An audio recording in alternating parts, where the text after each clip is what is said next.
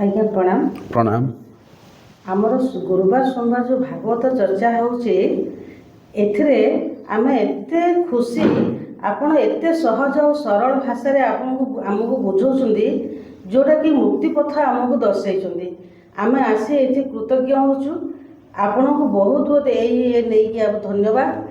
आ जो जगन्नाथ अष्टाष्टकमटा जो बुझौछुंदी बहुत भल भाव बहुत सुंदर भाव बुझे आउ तीन टा श्लोक रहा केमती भल भाव बुझे आमको ठीक अच्छे। परमानंद हे माधव पुरी रही सर्वजीव गोविंद गोविंद गोविंद पदुगाळुछि मकरंद से मकरंद पान करी हेळे तारिले ब्रजनारी से ब्रजनारी कपयरे मन मोरहु निरंतरे मन निरंतरे रहु हा कृष्ण बोली जीव जाओ हा कृष्ण बोली जाओ जीव मोते उद्धार राधाधव नारायणं नमस्कृत्य नरं चैव नरोत्तमं देवीं सरस्वती व्यासं ततो जयमुदीरयेत् मुखं करोति वाचालं पङ्गुलं लयते गिरिं यत्कृपातमहं वन्दे परमानन्दमाधवं निगमकल्पतरोर्गलितं फलं सुखमुखादमृतद्रवसंयुतं पिबत भागवतं रसमालयमूरो रसिका भगवावुकाः। आज षष्ठ श्लोक प्रथम कही जे शंकराचार्य जो जगन्नाथाष्टक लिखिं से श्रीकृष्ण को आधार करके लिखिं माने जगन्नाथ ही श्रीकृष्ण बा श्रीकृष्ण जगन्नाथ यहाँ को प्रमाण कर सब जगह कहीं आग श्रीकृष्ण वंदना ही आरंभ होती भी से जहाँ भी वंदना कर सबुठी कौटना केमी टे श्रीकृष्ण आभास रखुच्च प्रत्येक जगह माने शंकराचार्य भाषा आदिपुरुष श्रीकृष्ण बा गोलक बिहारी वृंदावन जी अधिकारी श्रीकृष्ण सी ही आसचंती जगन्नाथ होकर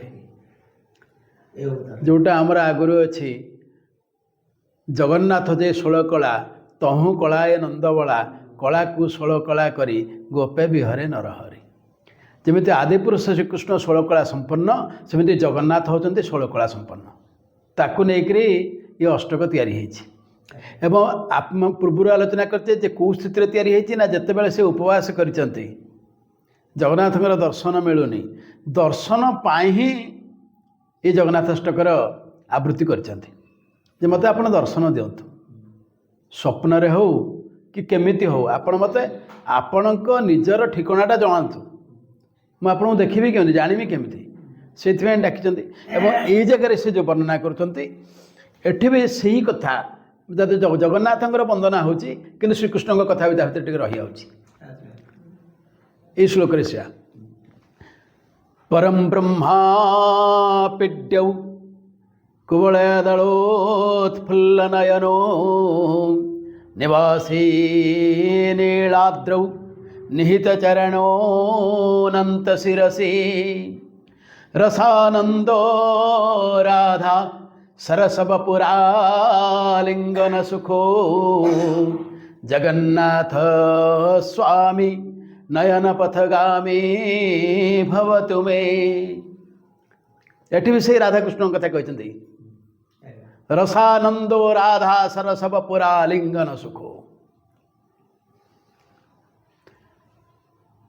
ये जिनस को यार किछिटा प्रभाव पड़ी गीत गोविंद जितेबाला गीत गोविंद लिखुंट सी भी सही कथा लिखिं राधाकृष्ण जो संपर्क ताकू गीत गोविंदर सेटा हूँ उपजीव्य ना से लिखाई गीत गोविंद ये जिनस से भी अच्छी एठी कहले परम ब्रह्मापीड्यम परम ब्रह्मापीड्य गोटे कथा हूँ भगवान श्रीकृष्ण स्वाभाविक भाव में होती परम ब्रह्म कहूँ परम ब्रह्म अपीड्य ये तीनोटी शब्द मिसले है परम ब्रह्मापीड्य परम माने सर्वश्रेष्ठ पर शब्दर अर्थ आम भाव कौन निज ना पर शत्रु बोली भावुचे ता नुह संस्कृत साहित्य पर शब्दर अर्थ है श्रेष्ठ जी सर्वश्रेष्ठ माने हे प्रभु आपण अनंत कोटि विश्वर मालिक आपण सर्वश्रेष्ठ परम एवं तापरे कहला ब्रह्मा अपीड्य आपण पीड्य माने जहाँकर आराधना करा जाए बा पूजा करा जाए माने आपण ब्रह्मांक द्वारा पूजित आपण परम ब्रह्म आपण ब्रह्मांक द्वारा पूजित गोटे कथा हूँ आम जानते परम ब्रह्म सब होते कौन निराकार ताले ब्रह्मांक द्वारा जब पूजा हो साकार होते जनकर पूजा जन निराकार पूजा तो करा जाई परिबनी केमिति आपण ताको कौन देबे आमर जो पूजा आम जी उपचार पूजा करुचे तार जो पुष्प दौचे गंध दौचे जहाँ भी दौचे किमिन दबा तार गोटे मूर्ति थी तो दबा ना जार कि ना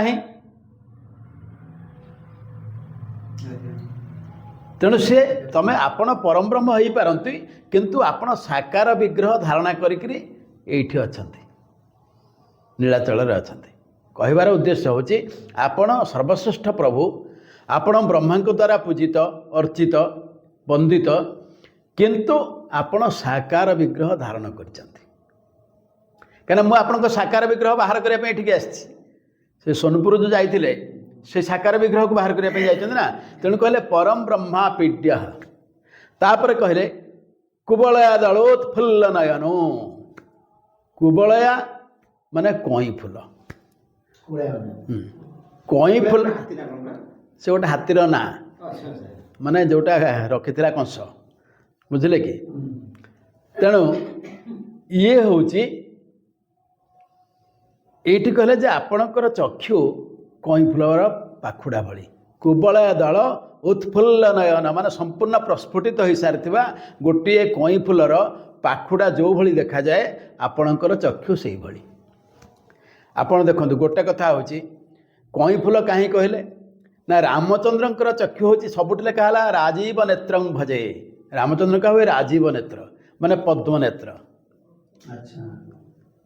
एवं रामचंद्रंकर आखि सब बेले हूँ रक्त पद्म भली तांकर आखिटा ईषत लाल किंतु श्रीकृष्णकर लाल नुहे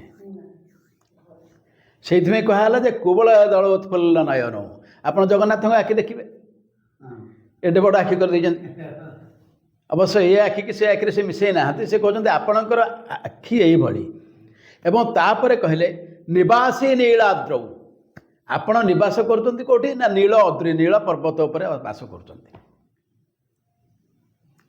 निहित चरण आपणकर पाद कौटी रही निहत माने रखिंट पाद से जगार क्या अनंत शिरसी अनंत मस्तक उपर आपणकर पाद अच्छी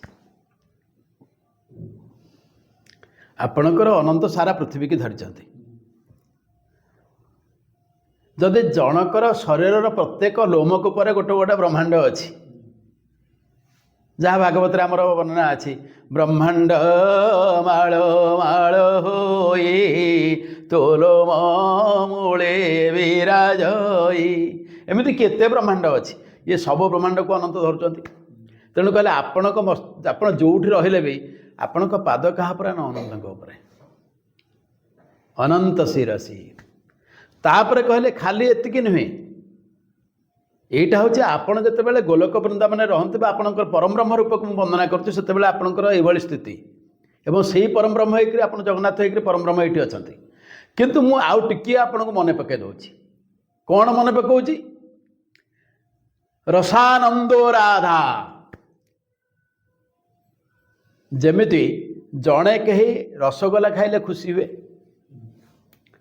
किए मिठाई खाइले खुशी हुए, किए भात खाइले खुशी हुए, किए तरकारी खाइले खुशी हुए, क्या कौन खुशी, किए मद पीले भी खुशी हुए। प्रत्येक जिनस अलग अलग जिनस अच्छे सुखर माने खुशी पाइबार अलग अलग रुचि अच्छे। ये कहला जे आपण जी रसमयी राधा जहाँ के पाखे रस अच्छी, रस शब्दर अर्थ हूँ सब आम भावानी जे खाद्यर रस, आनंदर रस। राधा होती स्वाधीनी शक्ति, जोठे आपण आनंद प्राप्त होते। आपण तो निजे आनंद स्वरूप से अलग कथा, किंतु ये आनंद आहरी प्राप्त होती क्या ठार राधा पाखर। रसानंदो राधा, ये रस द्वारा जे आनंद प्रदान करते आपण को जो राधा, कौ रस ना क्रीड़ा रस।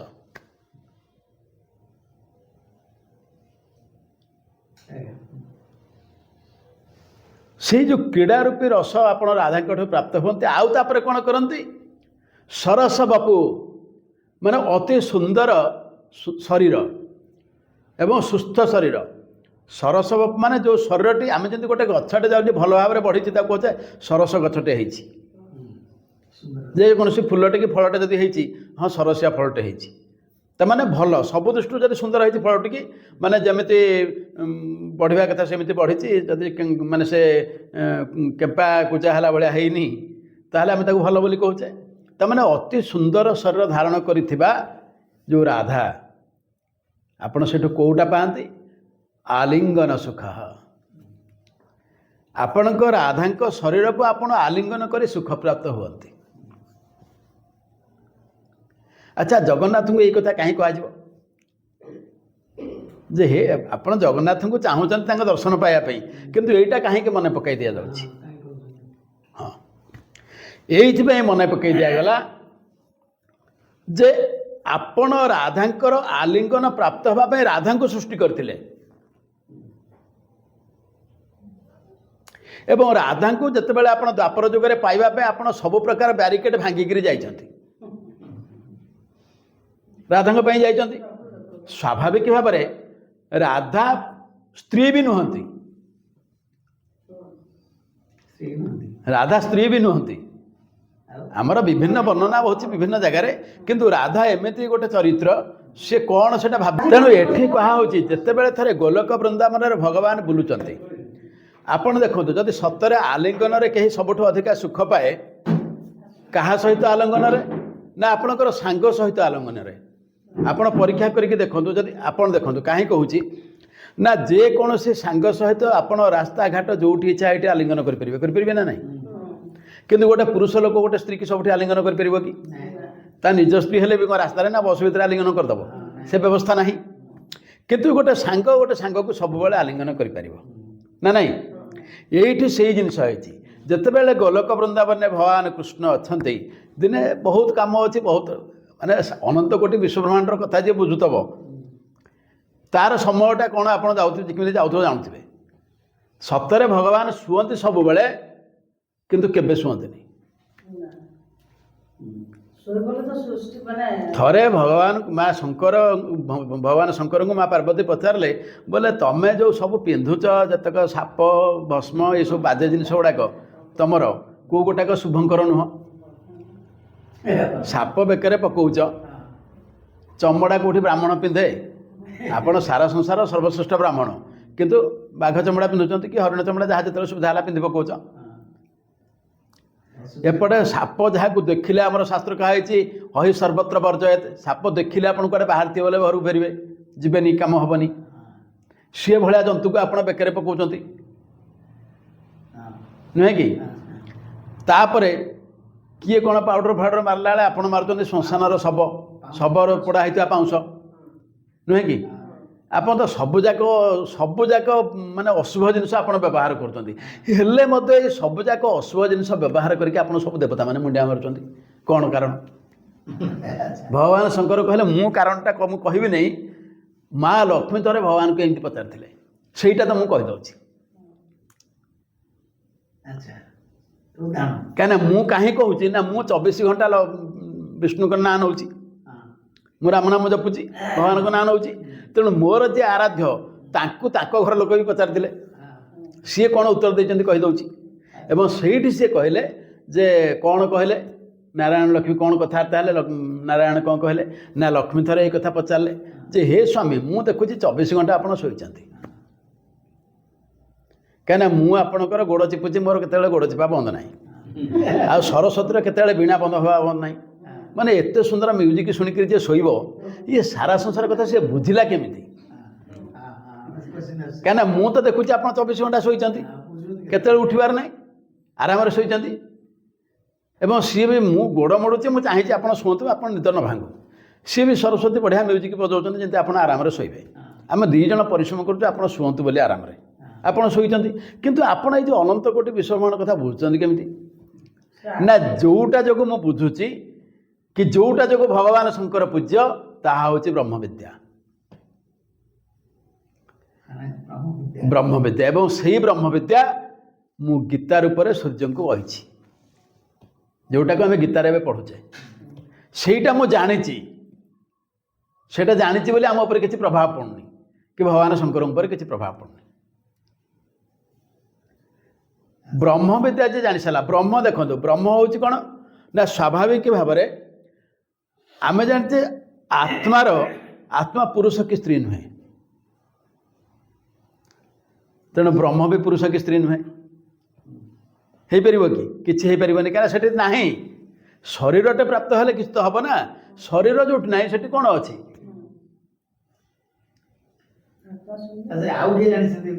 केवल भगवान शंकर जानते भगवान विष्णु जानते सी सूर्य को कहले सूर्य जानते सूर्य हनुमान को कहले हनुमान जानते एवं निजे भगवान अर्जुन को कहले अर्जुन जानते आम पर गीता रूप पाइचे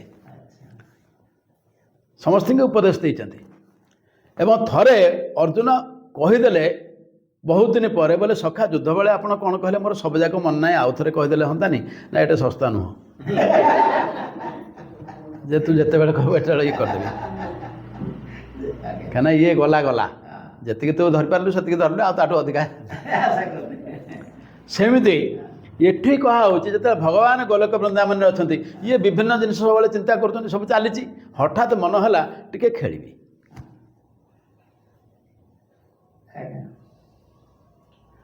तेणु जो खेलवा को चाहिए सी कौन कले निज शरीर को दिभाग करदे बाम भागर जे जन्म है ना है राधा एवं दक्षिण भागट रहा कृष्ण एवं तांको जिते सृष्टि कर सारे से पचारे मोर काम कौन मो सांगे खेल क्या तुम तो मोटू बाहर ना मो सांगे खेल पुणी मो सांगे मिसब तुमर कम से तेणु ये कहला ये राधा कहीं कहूँ ये जो राधा शब्द सांगे मिसा है राधा सहित आलिंगन है आप जो सुख पाते मन पकई दूसरी सहीटा मन पकाउं कहीं मन पकेले ना जिते राधा आप सृष्टि करदे राधा पचारे प्रभु मत कहीं सृष्टि कले ना तुम सांगे खेली क्रीड़ा साधारण भाषा रे भगवान निजे क्रीड़ा कर राधा सहित निज शरीर को दिभाग कर जड़े हेले राधा जड़े कृष्ण एवं राधा पचारे जे आपण मत जन्म कले सब ठीक अच्छे आपन तो परम ब्रह्म मु तो किसी नुह क्या एमती समुद्र रे अनेक अनेक लहड़ी लहड़ी हजि जाऊँगी समुद्र कड़े किसी जाऊँगी कि समुद्र अच्छी लहड़ी ना लहड़ी तैयारी होची हजुची तुम ये लगे मत सृष्टि करदेल काली सकाଳେ पुणी तुम भितर रखीदेव ताले मोर सम्मान कौन रहा मत जो तैयारी कल तुमर आवश्यक अच्छे बोली तुम खेलना तैयारी कल देखो जुक्ति गुड़ा केते सुंदर किंतु जिते तुम कम सर खेलना हजेदेव तुम गर्भ को नहीं मत ना पुणी ताले मोर कौन रहा एवं यही जिनसटा आपणकर परिष्कार भाव में अभिराम परमहंस लिखिं गोटे जगार जे प्रभु तू जो तैयारी कर मत मोर तो पाखे किसी काम ना तोर मो पाखे काम अच्छी बोली तैयारी कर गोटे छुआ खेल जी खेल तर जो छुआ खेलुची कंढईटा कहार दरकार छुआर दरकार अच्छा कंढईर छुआ दरकार कि कंढईर छुआ दरकार नहीं ना छुआर कंढई दरकार अभिराम परमहंस से कहले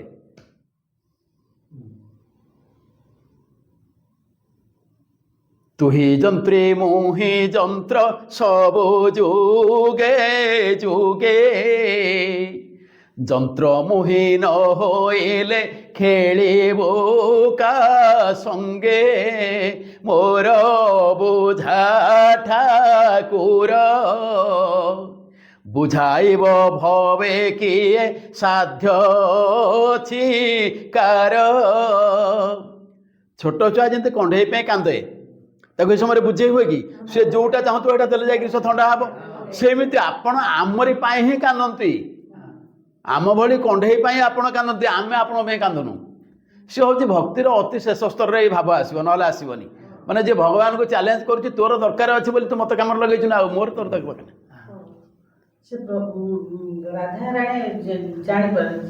ତେଣୁ ଏଇଠି ରାଧାଙ୍କୁ କହିଲେ ଯେ ନାଇଁ ନାଇଁ ତମକୁ ମୁଁ କହୁଛି କାହିଁକି ତମ ନାଁଟା କାହିଁକି ମୁଁ ତମକୁ ତିଆରି କରିଛି, ତମ ସାଙ୍ଗରେ ଖେଳିବି ଆଉ ତାର ସମ୍ମାନ ରହିବ, ସେଇ କଥା ବି କହୁଛି।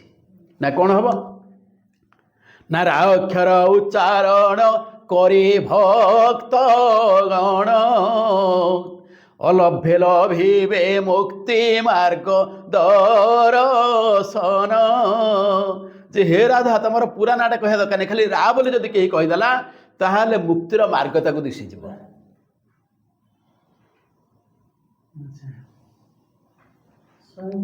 ଦେଖନ୍ତୁ ତାପରେ ଧା ଉପରେ କହିଲେ ଧାକ୍ଷର ଉଚ୍ଚାରେଣ ସେହି ପରକାରେ ଧାବନ କରିବେ ବିଷ୍ଣୁ ପରା ବୈକୁଣ୍ଠରେ।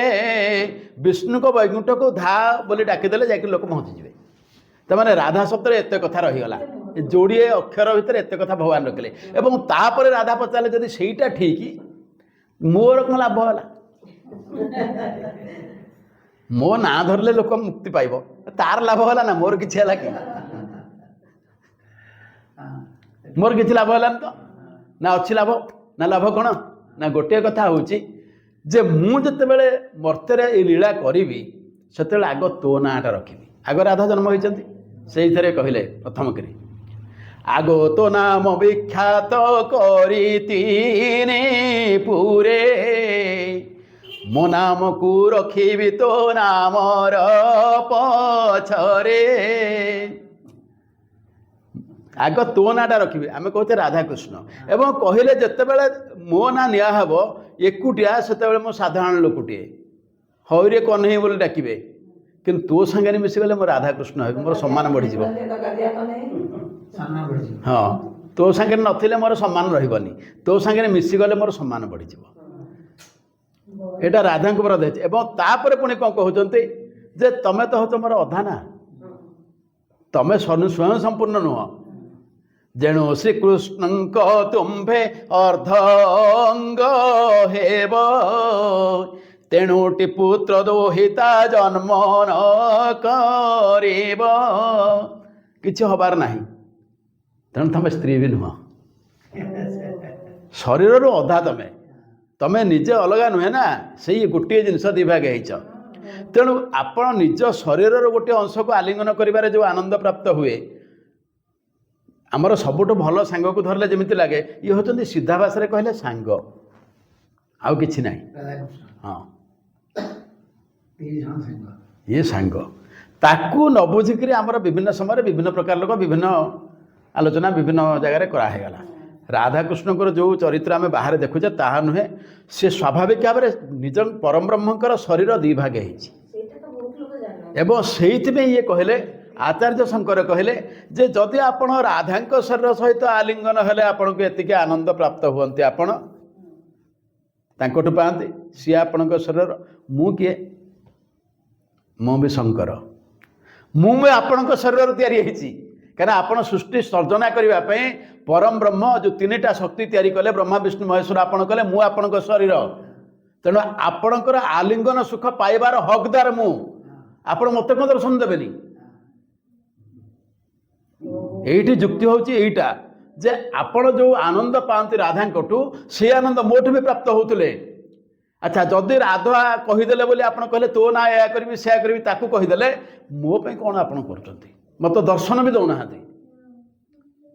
ମୁଁ ବୁଲି ବୁଲି ପଳେଇ ଆସିଲିଣି, ସାରା ଆର୍ଯ୍ୟବର୍ତ୍ତ ବୁଲିକିରି ଆସିକିରି ଏଇଠି ପହଞ୍ଚିଛି ଶେଷରେ।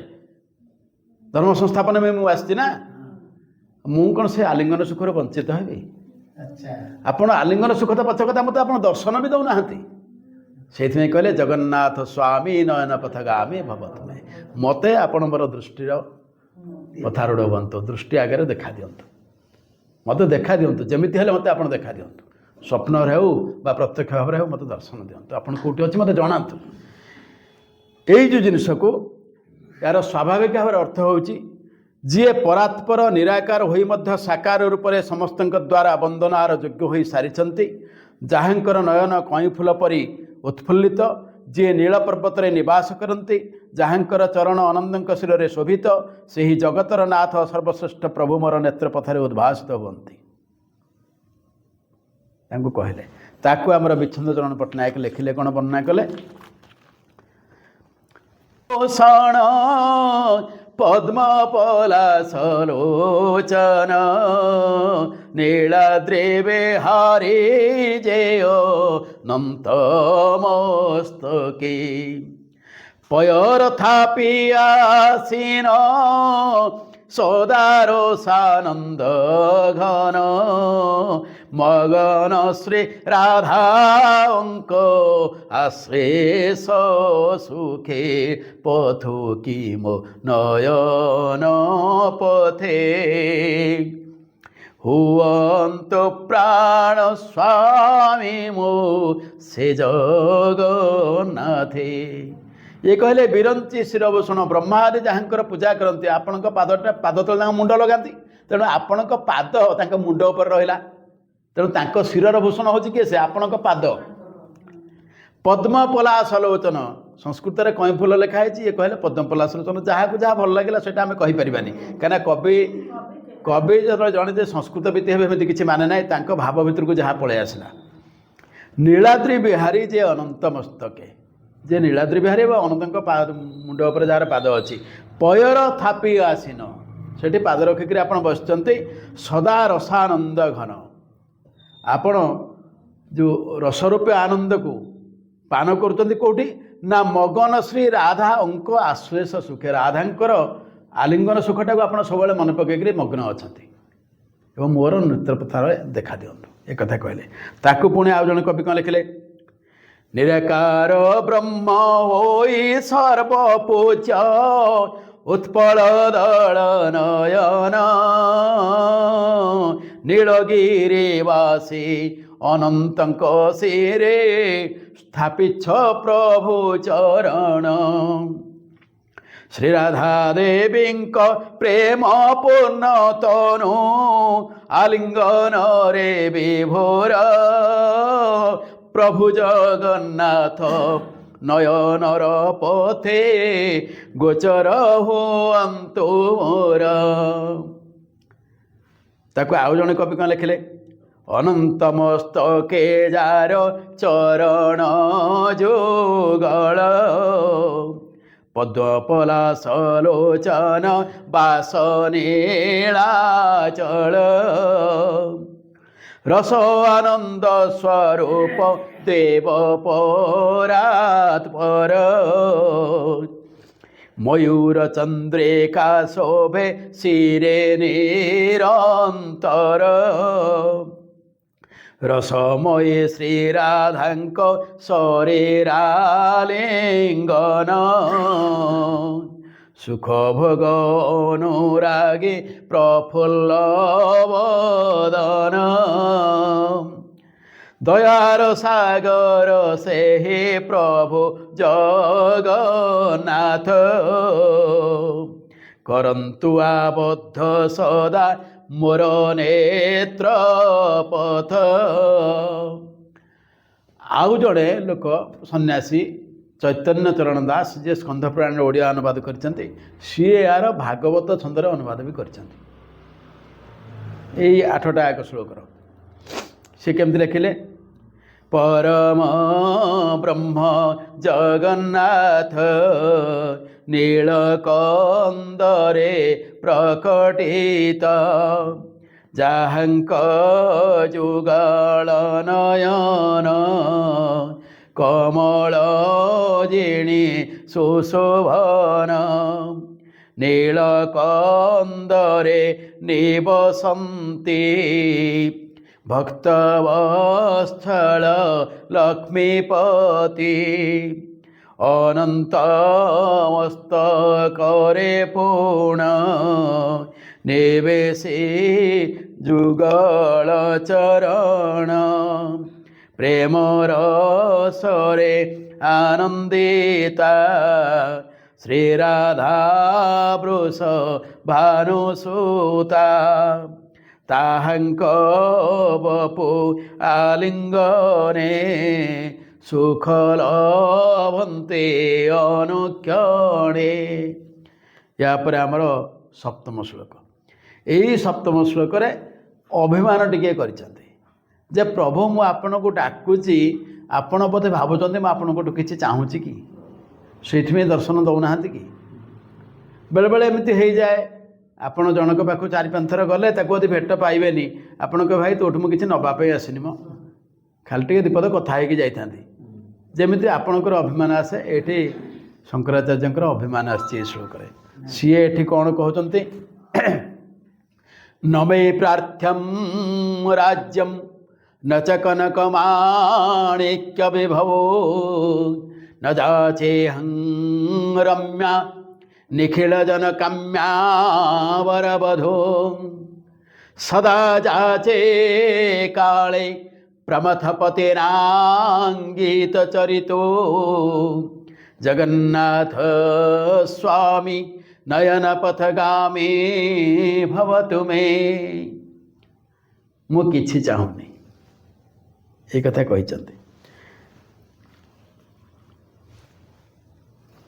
कहवा उद्देश्य होची कहले जे हे प्रभु जदि आपण मन रे किछि अलगा उद्देश्य थिबो जे मु आपण बाबू किछि नबा पे आछि ताले आपण दर्शन न दे पारंते किंतु मु चाहुनी कोन न वै प्रार्थ्यम राज्यम न बोले नुहे वै बोले निश्चित भाव रे राज्यम प्रार्थ्यम माने मागु नाही मु निश्चित भाव रे आपण को प्रथम रो मु कन्फर्म कर दउची जे मु आपण को राज्य मागिबा पई आसी नाही न मे प्रार्थ्यम राज्यम नच कनक लोकंकर सुना उपर टिके बेसी लोभ सुना फुना काले मागिबा को आस्थियो बोली भाबुथिबे आपण सुना मोर दरकार माणिक्य विभव मोती माणिक्य मु चाहुनी विभव धन संपत्ति चाहुनी जम्बाड़ी गुड़े हो जाऊ सेगुड़ा भी चाहुनी घरद्वार हो जाऊ जम्बाड़ी हो जाऊ संपत्ति हो जाए सेगुड़ा मोर दरकार नहीं। आउ गोटे कथा आपण भावुथिबे एटा तो पुरुष लोकटा काले गोटे सुंदरिया स्त्री चाहूची कि आउ या पछरे गोटे कथा अछि काहे कि कहले ए कथा से ये हेले भगवान शंकर ये तो वैराग्यर अवतार आपणकर भागवत रे गोटे चरित्र आसे जैमिनी व्यासंकर शिष्य आपणकर जो षड दर्शन अच्छे ता भितर जैमिनीकर मीमांसा दर्शन अच्छी से दर्शन लिखिं दर्शन शास्त्र शास्त्र बोले आम ताकू कहू 6टा बही की आम सब बही की शास्त्र कही दौचे कि शास्त्र बोले सेटा जैमिनी आपणकर मीमांसा लिखिं प्रत्येक जिनसर मीमांसा कौटी अच्छी बहुत बड़ पंडित आउ जैमिनी आस्ट्रोलोजी भी जड़े बहुत बड़ पंडित व्यासंकर सर्वश्रेष्ठ शिष्य जैमिनी गोटे महाभारत भी लिखिं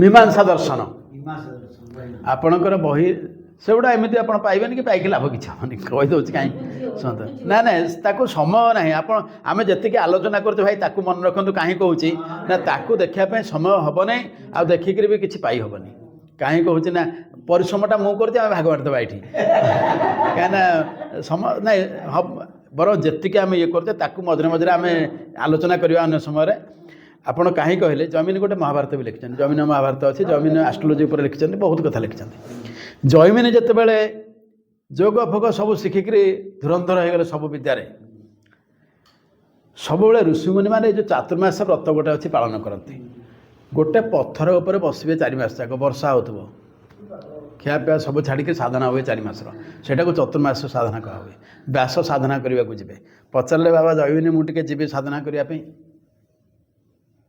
ना जातु मु आश्रम चलदेवी किसी अवस्था नहीं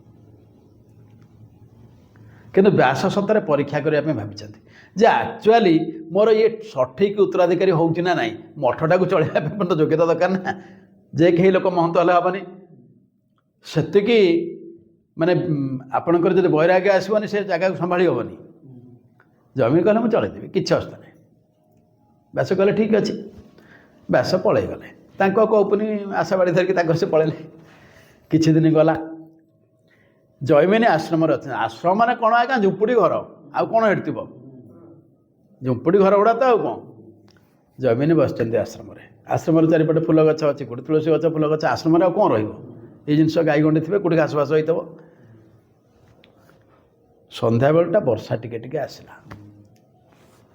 ଜୈମିନୀ ଆସିକରି ତାଙ୍କ କୁଡ଼ିଆରେ ବସିଲେ। ହଠାତ୍ ଜୈମିନୀ ଦେଖିଲେ ଯେ ଆପଣଙ୍କର ବଗିଚାର ଗୋଟେ ଫୁଲ ଯେଉଁ ଜାଗାରେ ଲଗା ହେଇଛି ଫୁଲ ଗୁଡ଼ାକ, ସେଠି ଗୋଟେ ସ୍ତ୍ରୀ ଲୋକ ଓଦା ହେଇଯାଉଛି। ଜୈମିନୀ ଡାକ ପକାଇଲେ, ବୋଲେ ମା ସେଠି ଓଦା ହୁଏନି, ଚାଲି ଆସ। ଡାକିଲେ, ସେ ଝିଅଟି ଆସିଲା। ଆଚ୍ଛା, ଯେତେବେଳେ ଆସିବ ଇଏ ତାକୁ ଯେଉଁ ଆଙ୍କର ଯେଉଁଟା ଘର, ମାନେ ଆଙ୍କ ପାଇଁ ଯେଉଁ କାଟରଟା ଅଛି, ଯେଉଁ କୁଡ଼ିଆ ଖଣ୍ଡିକ, ତାର ବରଣ୍ଡାରେ ସିଏ ଗୋଟେ ପଟେ ଠିଆ ହେଲେ, ଏଇ ଗୋଟେ ପଟେ ଠିଆ ହେଲେ। ବର୍ଷା ଛିଞ୍ଚଡ଼ା ଆହୁରି ଜୋର ମାରିଲା, ବରଣ୍ଡାରେ ବି ଠିଆ ହେଇହେବନି। ଭିତରକୁ ଇଏ ପଳେଇଲେ। ଆଚ୍ଛା, ଯେତେବେଳେ ଭିତରକୁ ପଳେଇଲେ ସିଏ ପଛେ ପଛେ ପଳେଇଲା। ତାକୁ ଆଗ ମନା କରିବେ କି? ଜଣେ ଲୋକ ତାର ଧରିବ, ଏଇଟା ମନା କରିହେବ କି? କିଛି ସମୟ ପରେ ଜୈମିନୀ କ'ଣ କଲେ, ତାଙ୍କର ଯେଉଁ ଜାଗାରେ ବସିବା କଥା ବସି ପଡ଼ିଲେ। ଏଇଠି କ'ଣ ହେଇଛି ନା, ସେ ସ୍ତ୍ରୀ ଲୋକଟି କହିଲା, ବୋଲେ ପ୍ରଭୁ ସ୍ୱାମୀଜୀ, ମୋର ଆପଣଙ୍କୁ ଗୋଟେ ପ୍ରାର୍ଥନା। ନା କ'ଣ? ନା ଆପଣମାନେ ସାଧୁସନ୍ଥ, ଆପଣଙ୍କର ସେବା କଲେ ଆମେ ସଂସାରୀ ଲୋକ ପୁଣ୍ୟ ଅର୍ଜନ କରିବୁ। ମୁଁ ଚାହୁଁଛି ମୁଁ ଆପଣଙ୍କର ଟିକେ ପାଦ ମଞ୍ଚାଳିବି। ଜୈମିନୀ କହିଲେ, ନାଇଁ ନାଇଁ, ମୁଁ ବୈରାଗୀ, ମୋ ପାଦକୁ ଜଣେ ସ୍ତ୍ରୀ ଲୋକ କେମିତି ଛୁଇଁବ? ହେଇପାରିବନି। ଜୈମିନୀ ବି ଯୁକ୍ତି କରୁଛନ୍ତି, ମନା କରିଛନ୍ତି। ଜୈମିନୀ ମନା କରିଛନ୍ତି, ନାଇଁ ମା ଏଇଟା ଠିକ୍ ହେବନି। ଭାଗବତ ପ୍ରମାଣ କରିଛି ଗୋଟେ ଜାଗାରେ, କାଷ୍ଠ ପାଷାଣ ନାରୀ ରୂପେ ଥୋଇବ ଯତିଙ୍କ ସମୀପେ, ଯତି ତାର ମୁଖ ଚାହିଁ ଚରଣ ଅଗ୍ରେ ଯେବେ ଛୁଇଁ, ମନ ମନ୍ଥଏ ତାହାଙ୍କର, ତେଣୁ ମନ୍ମଥ ନାମ ତାର। ଯଦି କୌଣସି ଋଷିମୁନି ପାଖରେ କାଠ ପଥରର ମୂର୍ତ୍ତି, ନାରୀ ମୂର୍ତ୍ତି ରଖାଯାଏ, ସେ ଯଦି ତାକୁ ତାର ଗୋଡ଼ର ବାଁ ଗୋଡ଼ର ଆଙ୍ଗୁଠିରେ ଟିକେ ଛୁଇଁଦେବ, ତାହେଲେ ବି ତା ସ୍ୱର ଭିତରେ ଶିହରଣ ସୃଷ୍ଟି ହେବ। ତେଣୁ ତା ନାଁ ମନ୍ମଥ। ହଁ, କନ୍ଦର୍ପର ନାଁ ମନ୍ମଥ। ତେଣୁ ତମେ ମା ସେ ଜିନିଷ ହେବନି। ଏଇଠି ସେ ସ୍ତ୍ରୀ ଲୋକ କହିଲା, ବୋଲେ ଆଜ୍ଞା ଦେଖନ୍ତୁ, ମୁଁ ଯଦି ଆପଣଙ୍କର ଗୋଡ଼ ମୋଡ଼ିଦେବି, ମୁଁ କିଛି ପୁଣ୍ୟ ଅର୍ଜନ କରିବି ନା? ନାହିଁ, ସତ କଥା। କିନ୍ତୁ ଯଦି ଆପଣ ମୋତେ ମନା କରୁଛନ୍ତି, ତାହେଲେ ଆପଣ ମୋର ପୁଣ୍ୟ ଅର୍ଜନରେ ଅନ୍ତରାୟ ହେଲେ କି ନାହିଁ? ଏଠି ଜୈମିନୀ ଆଉ ଯୁକ୍ତି କରିପାରିଲେନି, କାହିଁକିନା ମୋ ପୁଣ୍ୟ ଅର୍ଜନରେ ଆପଣ ପ୍ରତିବନ୍ଧକ ହେଉଛନ୍ତି ନା। ଆପଣ ତ ଭଗବାନଙ୍କର ସ୍ୱରୂପ, ଆପଣ ତ ବୈରାଗୀ, ଆପଣଙ୍କର ତ କିଛି ଫରକ ପଡ଼ିବାର ନାହିଁ। ଯେତେବେଳେ ସେ ପାଦ ଚିପିଲେ, ସିଏ ଯେଉଁ ପିନ୍ଧିଛନ୍ତି ସବୁ ଏଇ ଆଙ୍ଗୁଠିରେ ଯାହା ସବୁ ଥିଲା, ଏଇ କଙ୍କଣ ଫଙ୍କଣ ଯାହା ଥିଲା, ଏସବୁ କିଣି କିଣି ନାଦ କଲା। ତେଣୁ ଏଇ ଯେଉଁ କଙ୍କଣ କିଙ୍କିଣୀ ଆଉ ନୂପୁର ନିକୁଣର ଶବ୍ଦରେ ଜୈମିନୀଙ୍କର ଧୈର୍ଯ୍ୟ ଭଗ୍ନ ହେଲା। ସେ ସ୍ତ୍ରୀ ଲୋକଟିକି କୁଣ୍ଢେଇ ପକାଇଲେ। ଏଇ ଶ୍ଲୋକ କୁହାହେଉଛି, ଦେଖନ୍ତୁ, ଆଗ କୁହାହେଲା ଯେ ରାଧାଙ୍କ ଆଲିଙ୍ଗନ ସୁଖ ଆପଣ ପ୍ରାପ୍ତ ହେଉଥିଲେ, ତାପରେ ଏଇ ଶ୍ଲୋକକୁ ଆଣିଛନ୍ତି। ଦେଖନ୍ତୁ କେତେ ମାନେ ସବୁ ମିଶେଇକିରି କରାହେଉଛି ଏଇ ଯେଉଁ ରିଲେସନଟା। ତେଣୁ ଯେତେବେଳେ ସେ ହେଇଗଲେ, ଧରିଛନ୍ତି ଜୈମିନୀ, ବର୍ଷା ବନ୍ଦ ହେଇଗଲା। ଜୈମିନୀଙ୍କ ହାତ ଭିତରେ ଅଛନ୍ତି ବ୍ୟାସ। ବ୍ୟାସ କହିଲେ, ବାପା ଏତିକିରେ କହିଲେ ମୁଁ ଆଶ୍ରମ ଚଳେଇଦେବି?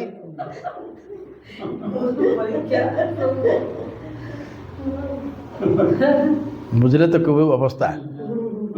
ତାପରେ ଜୈମିନୀ ସତରେ ବହୁତ ବଡ଼ ସନ୍ଥ ହୋଇଛନ୍ତି, ବହୁତ ନିଜକୁ ବହୁତ ଇଏ କରିଛନ୍ତି, ନିଷ୍ଠାରେ ରହିଛନ୍ତି, ସବୁ ହେଇଛି ଠିକ୍ ଅଛି।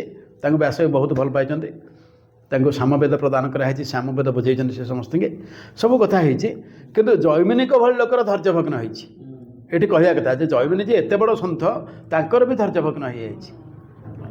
ତେଣୁ ଏଠି ବି କହୁଛନ୍ତି ଯେ ନଜାଚେହଂ ରମ୍ୟା ନିଖିଳ ଜନକାମ୍ୟା ବରବଧୂମ୍, ସାରା ସଂସାରର ପ୍ରତ୍ୟେକ ପୁରୁଷ ଗୋଟେ ସୁନ୍ଦରୀ ରମଣୀ ଚାହେଁ। ଯେ ହେ ପ୍ରଭୁ, ମୋର ସେଇଟା ଦରକାର ନାହିଁ। ମାନେ ଯଦି ଆପଣ ଭାବୁଥିବେ ମୁଁ ଏଇ ଜିନିଷ ପାଇଁ ଆସିଛି, କାଳେ ଗୋଟେ ସୁନ୍ଦରୀ ସ୍ତ୍ରୀ ଆପଣଙ୍କୁ ମାଗିଦେବି, ସେଟା ମୋର ଦରକାର ନାହିଁ। ତାହେଲେ ଦରକାର କ'ଣ ମୋର ଅଛି? ସଦା ଯାଚେ କାଳେ ପ୍ରମଥ ପତିନାଙ୍ଗୀତ ଚରିତ। ମୁଁ ଗୋଟିଏ ଜିନିଷ ଆପଣଙ୍କୁ ମାଗୁଛି, ସଦା ସର୍ବଦା प्रमथपति बोले भगवान शंकर जमी उन्मत्त होकर आपणकर चरित्र गान करके नृत्य करती से रूप को देखा चाहूँगी मोर किसी दरकार नहीं मुझे आपणकर चरित्र गायक सेमती नृत्य करी मोर आउ कि आवश्यक नहीं मोर किसी भी दरकार नहीं जगन्नाथ स्वामी नयन पथगामी भवत में मोर किसी दरकार नहीं मोर यहीटा दरकार काले आपण मनरे भय आसो जे शंकर आसिक मागिक नहीं जाऊनी आप दर्शन दिखाँ यहीटा ताक पुणी केमती तार अर्थ हूँ केमी मु निश्चित भाव में राज्य प्रार्थना करूना स्वर्ण रत्नादि माणिक्य भली संपद मध्य मागुना समस्त लोकंकर स्वाभाविक भाव में अत्यंत प्रिय सुंदर नारी मध्य मोर कामना नहीं प्रतिक्षण प्रमथपति भगवान शंकर जहाँकर गुण कीर्तन करती से ही जगतर नाथ जगन्नाथ सर्वश्रेष्ठ प्रभु मोर नेत्रपथरे उद्भासित हूँ मोर से दरकार आपन टे देखिए ताकू केमती लिखिले आमर विच्छंद पट्टनायक न मागे राज्य सुख न मागे मणि माणिक्य न मागे नयन निधि बर कामिनी जहाँक चरितावली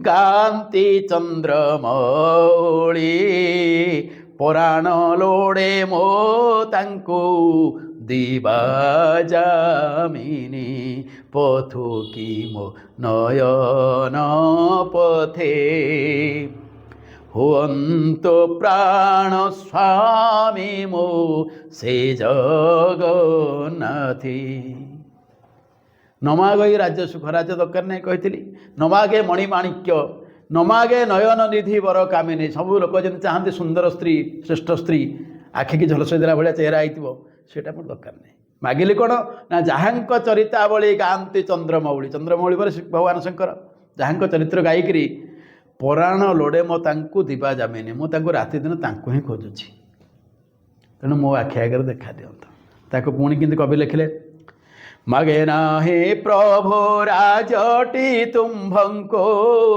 स्वर्ण धन धान्य मणि मागे नाही प्रभु सर्वजन काम्या अति सुंदर रमणी सदा बेले प्रभु देव महेश्वर स्तुति करन्ति तुम्भर प्रभु जगन्नाथ नयनर पथे गोचर होअन्तु मोर ताकु पुणी केमती लिखा होछि राज्य प्राप्ति अभिलाष नाही टे मोहर सुवर्णमय वैभव अबाधनागार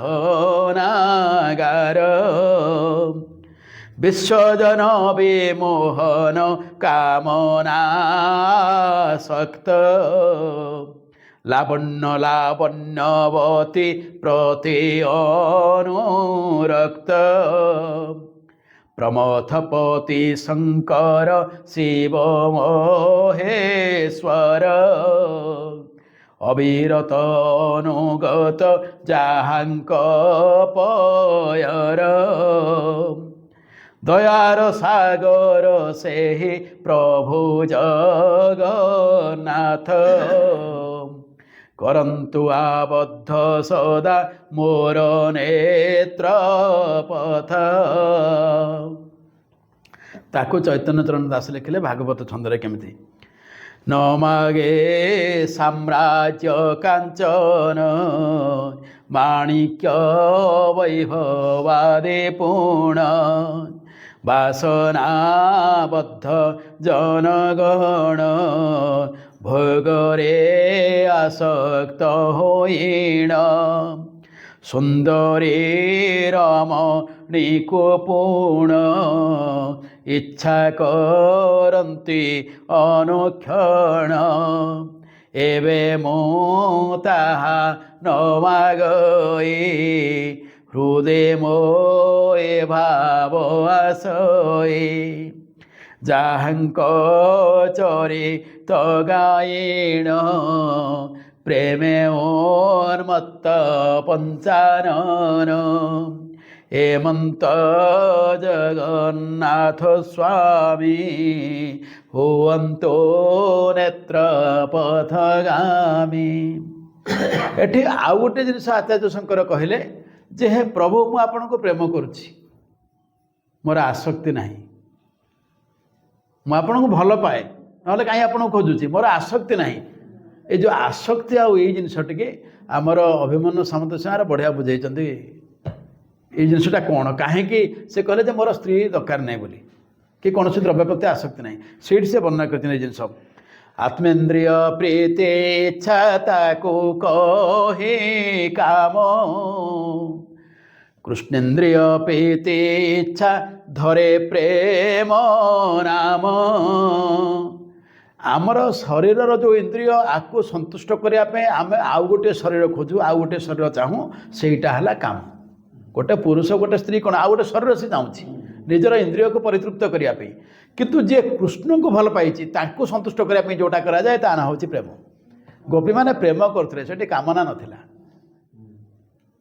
इंद्रिय को संतुष्ट करने गोपी मैंने किसी करूँ, भगवान को संतुष्ट करने काम गुड़ा करुले।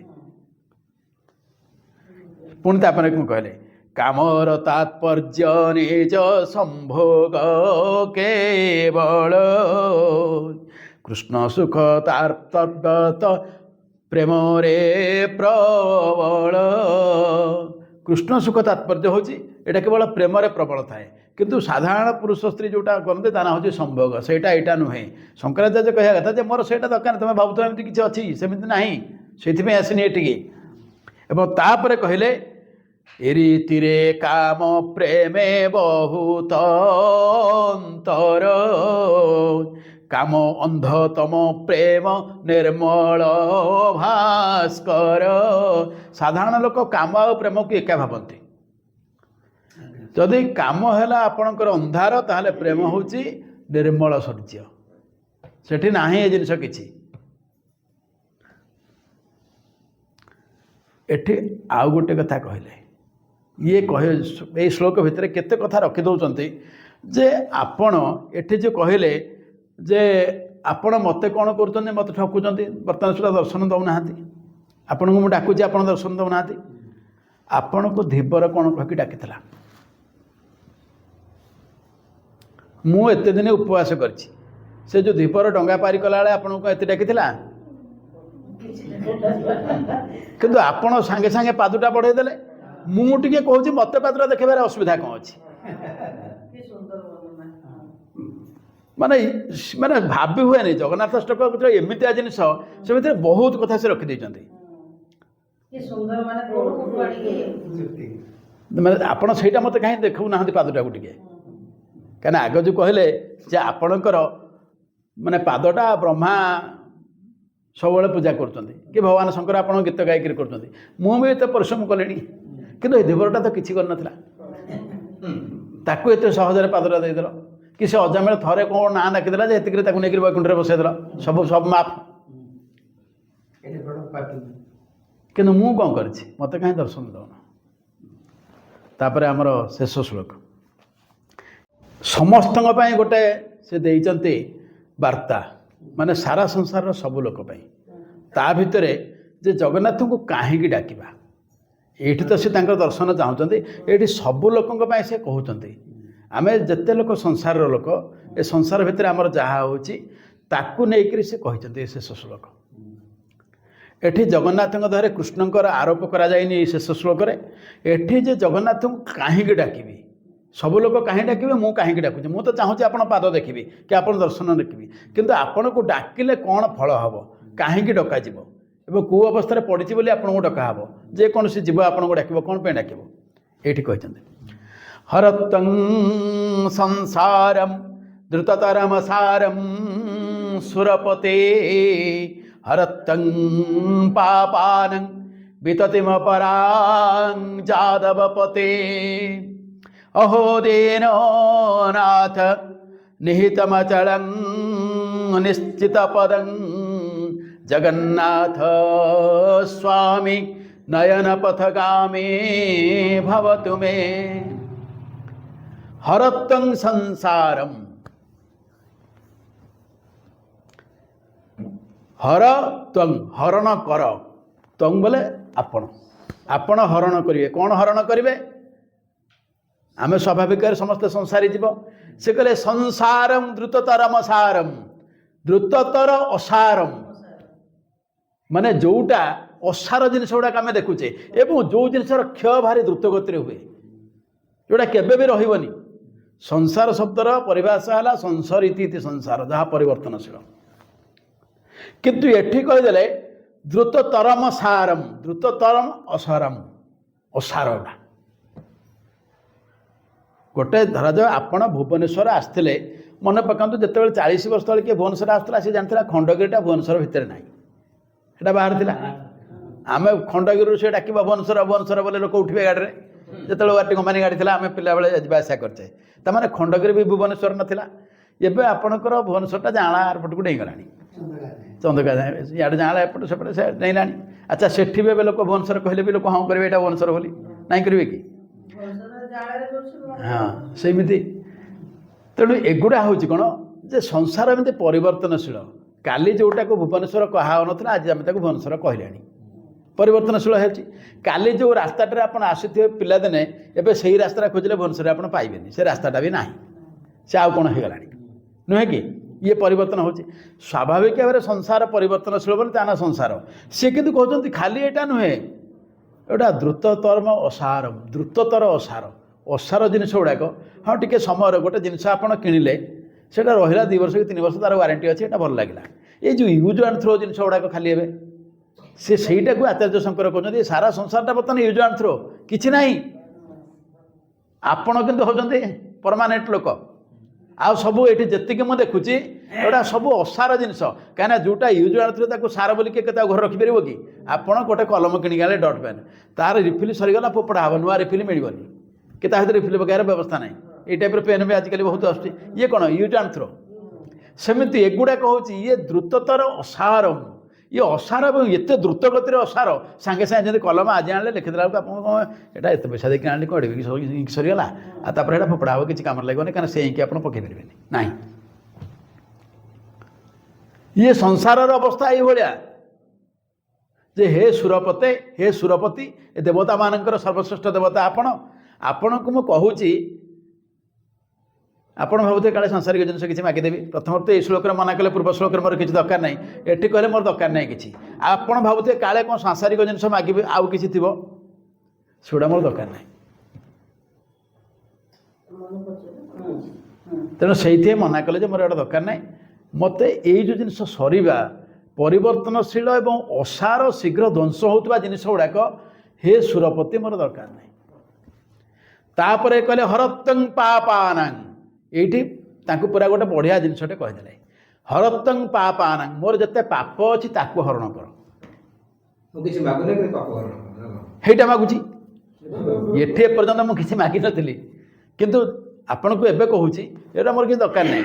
କିନ୍ତୁ ହରଣ କରିବେ ପାପ, କାହିଁକି ହରଣ କରିବେ ନା ଅଜାମିଳର କେମିତି ହରଣ କଲେ, ସେ କ'ଣ କରିଥିଲା, ମୁଁ ଏତେ ସମୟ ହେଲା 21 ଦିନ ଉପବାସ କଲିଣି, ମୋତେ କାହିଁ ହରଣ କରିବେନି। ବିତତିମ ପରମ୍, ବିତତି ମାନେ ମୋର ଯଦି ସଞ୍ଚିତ ପାପ ଯେଉଁଗୁଡ଼ାକ ରହିଛି, ଅନନ୍ତ ଜନ୍ମର ପାପ ମୋ ପାଖରେ ରହିଛି, ସେ ପାପ ଗୁଡ଼ାକୁ ଆପଣ ଧ୍ୱଂସ କରିବେ। ଯେତିକି ପାପ ମୋ ପାଖରେ ଅଛି, ମୋର ସଞ୍ଚିତ ପାପ, ଅନନ୍ତ ଜନ୍ମର ପାପ ମୋର ଯେତିକି ଅଛି, ସେ ପାପକୁ ଆପଣ ଧ୍ୱଂସ କରିବେ। ଯେ ଆଚାର୍ଯ୍ୟ ଶଙ୍କର ନିଜେ ଭଗବାନଙ୍କ ଶଙ୍କରଙ୍କର ଅଂଶ, ତାଙ୍କର ପାପ କେଉଁଠୁ ଆସିଲା ଆଜ୍ଞା? ତଥାପି କହୁଛନ୍ତି ଯେ ହେ ପ୍ରଭୁ, ଯଦି କିଛି ରହିଥିବ, ମାନେ ଏଇଟା ଆମ ପାଇଁ କହୁଛନ୍ତି, ତାଙ୍କ ପାଇଁ କହିନାହାନ୍ତି। ଯେ ଏଇଠି ଯିଏ ଆପଣଙ୍କର ଏଇଟା ଗାଇବ, ପରଶ ଶେଷରେ ସେୟା କୁହାହେବ, ଆମର ଯେତେ ପାପ ଅଛି ଆପଣ ହରଣ କରିବେ। କାହିଁକି ହରଣ କରିବେ? ଏଇଟା ଶ୍ଲୋକଟା ସରିଯାଉ, କାହିଁକି ହରଣ କରିବେ ତାପରେ କହିବି। ଅହୋ ଦୀନ ନାଥ ନିହିତମଚଳଂ ନିଶ୍ଚିତ ପଦମ୍। ଯେମିତି ଆପଣ ଆଜି ଗୋଟେ ଅଫିସକି ଗଲେ, ସେ ଅଫିସରେ ଜଣେ କଲେକ୍ଟର ଅଛନ୍ତି, ଆପଣ ତାଙ୍କୁ ଯାଇକରି ଗୋଟେ କ'ଣ ଲେଖା ଦେଲେ, କ'ଣ କାମ କରିବେ, ସେ ଆପଣଙ୍କୁ ହଁ କଲେ, ଆପଣ 15 ଦିନ ପରେ ଗଲା ତାଙ୍କ ଟ୍ରାନ୍ସଫର୍ ହେଇଯାଇଛି। ନୂଆ ଲୋକ କହ ଭାଇ ମୁଁ ଜାଣିନି, ସିଏ ତୋଠୁ କ'ଣ ନେଇଥିଲା କିଛି, ସେ ହଁ କାମ କରିଥିଲା, ମୁଁ କରିପାରିବିନି, ଆପଣ ଫେରିଲେ, ହେବ କି? ହେଇପାରିବନି। କିନ୍ତୁ ଏଠି କହୁଛନ୍ତି ଆପଣଙ୍କର ସୀମିତ କରିପାରିବେନି। ଆପଣ ଅହୋ ମାନେ କ'ଣ, ଆପଣ ସମ୍ବୋଧନରେ ଡକା ହୁଏ ଯେ ହେ ପ୍ରଭୁ, ଆପଣ କ'ଣ କରନ୍ତି ନା ଦୀନନାଥ, दीन आउ अनाथ जे दरिद्र आ जार कहीं नाथ नाही तार आपण कौन करुँच ना आपण से समस्तकर बंधु माने एमती आज सीना कलेक्टरटा एठू पलैला आपणकर सेमती व्यवस्था नाही आपण सबु लोकंकर बंधु ए अनंत कोटि विश्व ब्रह्मांड रे जेतिकी जे जोठी जीव अछंती समस्तकर आपण बंधु आपण नाही करिकरी खसी पारिबे नाही से व्यवस्था नाही काहेकि नाही ना आपण कौन करिसंती निहित अचलं निश्चित पदम आपण सबुठी आमे सबुठी अछंती पाद को निश्चल करके आपण अछंती मु घुची पारिबेनी हाँ निहित मचलम कहचे एटा होची निहितम अचलम निश्चित पदम आपणकर पाद होची निश्चित आपणकर भीम भयंकर गोटे भजन पढ़िथिबे जे छाड़ी भी नाही पद छाड़ी भी नाही छाड़िले परम पद आउ पाइबी काहे मन पकांदु गोटे गीत भीम भयंकर अछि ना ये पाद को छाड़ीबार नाही हाँ भीम भयंकर लेखा कि ये गायचन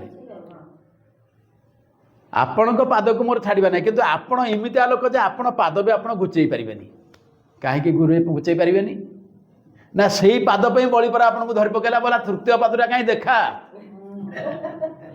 कहलु तो पाद अच्छी तीन पाद नबू गोटे पाद स्वर्ग नहीं गलु मर्त्य नहीं गलु किसी कथा नहीं बाकी जदि मु दानी दानी जो द्रव्य देव तापेक्षा कौन दानीटा छोट कि पाखे जिनस अच्छी बोली दौर ना मु जिनस देवाक प्रस्तुत अच्छे तो तृतीय पाद देखा तेणु तू पाद बाहर कलु कौटू बाहर कलु तू जानिथिबु किंतु ता मुंड उपर थोइलु तेणु मु एतिकी कन्फर्म जे हे प्रभु आपणकर पाद होची निश्चित दृढ़ ताकू मु धरी पारिबे आपण चाहिले भी खसी पारिबेनी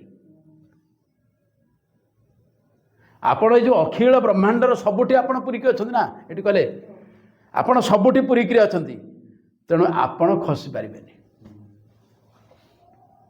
मु आपण पाद को जिमिति हेले धरिबे आपण दर्शन दियंतु बा न दियंतु मोर छाड़ीबार नहीं आपण जदि दिनर बंधु अनाथर बंधु मु को सबुठु खराब कि जे सबुठु खराब है जे आपणकर किछि भी उपकार करनी आपण ताकू तो मुक्त करचंती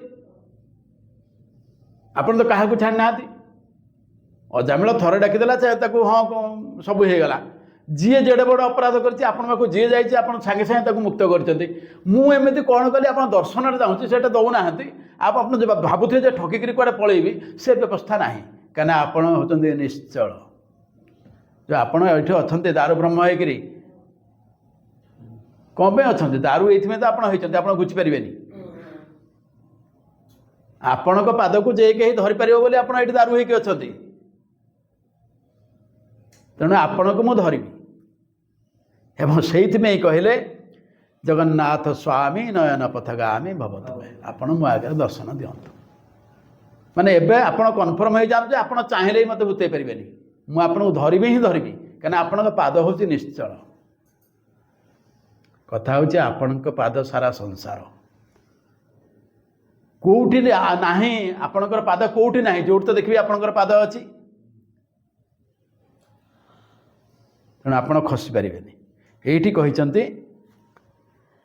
हे सुरपति हे देवता मानकर स्वामी अति द्रुत गति परिवर्तित होता असार संसार मते परित्राण करंतु हे जादवपति सर्वत्र परिव्याप्त तथा भोग करुथिबा मोर समस्त पाप राशि को आपण दूर कर दियंतु हे दीन दरिद्र अनाथ मानकर मालिक सेमानक पई आपण निजर प्रतिष्ठा को स्थिर रखिचंती कथा होची आपण दीनबंधु बोली आपण काहे कहा होची आपण उद्धार करंती बोल ना कि आपण कहबो गोटे लोकर ना दिखाई सत्यवादी से सत्य कहवाई बाध्य ना सत्यवादी किंतु हम आउ किसी असुविधा हो सेमती आपण निजर प्रतिष्ठा को रक्षा करते आपण एवं तापर कौन कहले जेपरी समस्ते से ही पद को प्राप्त हो पारे हे जगतर नाथ सर्वश्रेष्ठ प्रभु मोर नेत्रपथरे उद्भासित हुअन्तु ताकू केमिति ये लिखिले आमर विच्छंद पट्टनायक केमिति लिखिले असार संसार बंध छेद मुखरे मुकुंद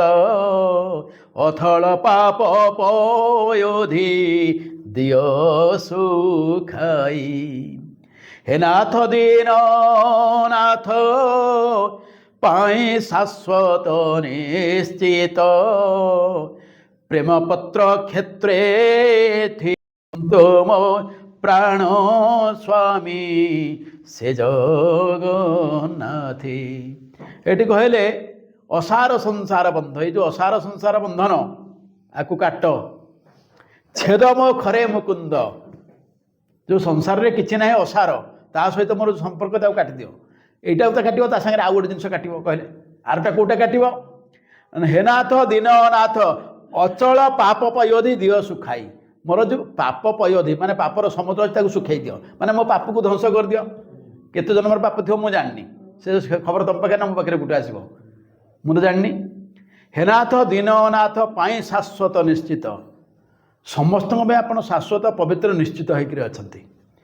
प्रेम पत्र क्षेत्रे एथि अच्छा रुहाई, यही जो क्षेत्र बोली कहते आम जोटा को कहूचे पुरी बोली पुरस्तम क्षेत्र, से कहले एटा आपनकर प्रेमर क्षेत्र, ये आपको जी आसो आपन ताकू आलिंगन करके कहीं आपण हाथ हो आलिंगन करती बोली आप तो पत्तावन हाथ होती मत कहीं ना नहीं कर दर्शन कहीं दौना ये कथा से कहले ताकू वर्णना केमती कले आहे सुरवर शीघ्र दौर कर मोर सार संसार आहे जदुपति हर मो झटती विराट पापर भार दीननाथ को देता प्रभु मुख्य संपद तुम्भर प्रभु जगन्नाथ नयनर पथे गोचर हुअन्तु मोर असार संसार जले मग्न किंचन उद्धार कर हे रे दिव्य दर्शन पाप पाराबार मध्य स्थिर मोर गति आशु परित्राण कर हे जादव पति दीन जन रक्षाकारी अनाथ तारण तब सेवा अर्थे करे आत्मसमर्पण दयार सागर तुम्भे प्रभु जगन्नाथ करन्तु आबद्ध सदा मोर नेत्र पथ।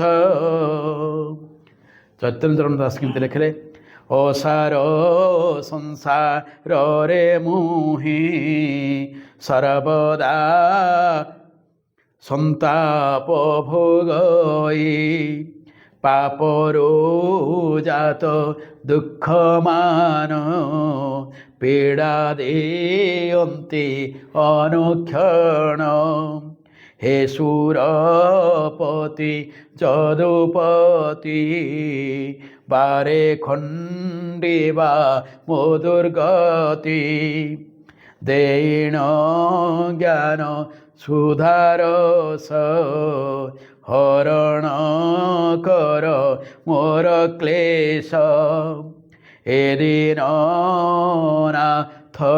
पूर्ण दिय श्री चरण दर्शन करुणा सिंधु नारायण तो बिनो नाही परित्राण।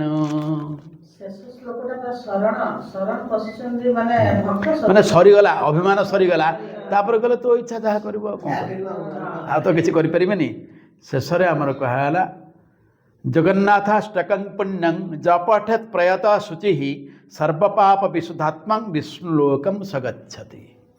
यही जो जगन्नाथाष्टक पुण्य एवं आपण कहले जपठेत प्रयत शुचि प्रयत शब्दर अर्थ होची पुण्यप्रद एटा स्वाभाविक भाव में पुण्यर जिनिस किंतु ये पुण्य प्रदान मध्य करिवो आकु जे पवित्र भाव में पाठ करिवो तार कोन हबो सर्व पाप विशुद्धात्मा सबु पापता देहर पळेब पूरा 24 कैरेट होकर से कौटी को जीव विष्णु लोकम सगच्छति।